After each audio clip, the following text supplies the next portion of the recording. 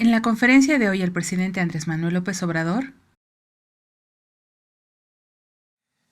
vamos a informar el día de hoy, como quedamos, acerca de la pensión a los adultos mayores. El día de hoy el presidente informa acerca del avance de la pensión a los adultos mayores. Es un programa muy importante que se entrega ya casi en su totalidad en todo el país, con un avance del 93.6%, como reconocimiento a su contribución a la sociedad. Este programa inició en la Ciudad de México y se ha convertido en un programa nacional que llega a más de 8 millones de personas. En la participación de Claudia Sheinbaum en la conferencia del día de hoy, aprovechó para informar que se atiende de manera personalizada a las 20,000 familias damnificadas por el sismo del 19 de septiembre. La Secretaría de la Función Pública abrió una carpeta de investigación sobre los bienes de Manuel Bartlett. La Fiscalía General de la República realizó la detención de 2 socios de Juan Collado en San Luis Potosí. El canciller Marcelo Ebrard rechaza categóricamente que México se convierta en tercer país seguro en la crisis migratoria, en el marco de la reunión que sostiene el día de hoy para compartir los avances del gobierno mexicano y los pendientes de los compromisos del gobierno estadounidense. Es fundamental el avance de interconexión a Internet en todos los pueblos, que detonará una revolución de las conciencias por el acceso a la comunicación y a la información sin censura.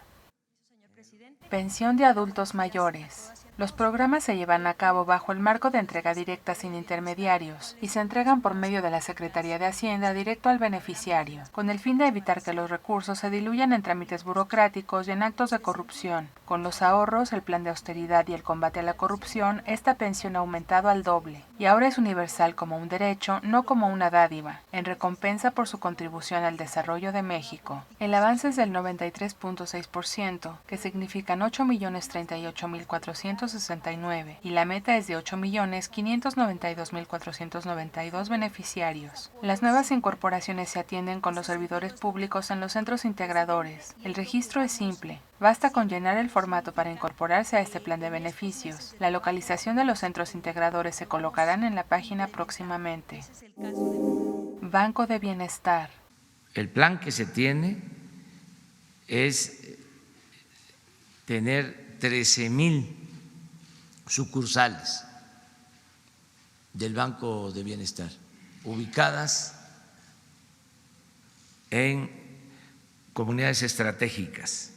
El plan es contar con 13,000 sucursales del Banco de Bienestar en comunidades estratégicas para que todo el país tenga acceso. Significa contar con 10 veces más de sucursales con las que cuentan actualmente todos los bancos en el país. Con esto se evitará la corrupción, robos y asaltos. Este nuevo banco manejará más de 300,000 millones de pesos al año y se contempla contar con centros integradores en todo el país durante los próximos 6 meses. Parte fundamental de este proyecto es interconectar a todo México a Internet y en octubre se iniciarán las instalaciones de las antenas. Ya se cuentan con los permisos, con la empresa y con la concesión del Instituto Federal de Telecomunicaciones. Doctor Mireles. Hay que ver si existen denuncias por estas expresiones y que la autoridad competente resuelva. Hace un llamado para que se tenga respeto a todos en general, y en especial al doctor Mireles, y evitar las expresiones que afectan la dignidad de las personas. Antes de solicitar la renuncia, le pedirá que ofrezca una disculpa pública y que se comprometa a educarse en esta materia, reconocer su error y sobre todo a comprometerse a nunca más volver a hacerlo. Hoy vamos a dialogar. Lo importante es eso, que estamos dialogando con todos. Diálogo y más diálogo. Bueno, nos vemos mañana.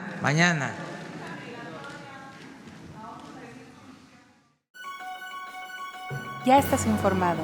No olvides darle like a este video, comparte y suscríbete a Escucha Diario.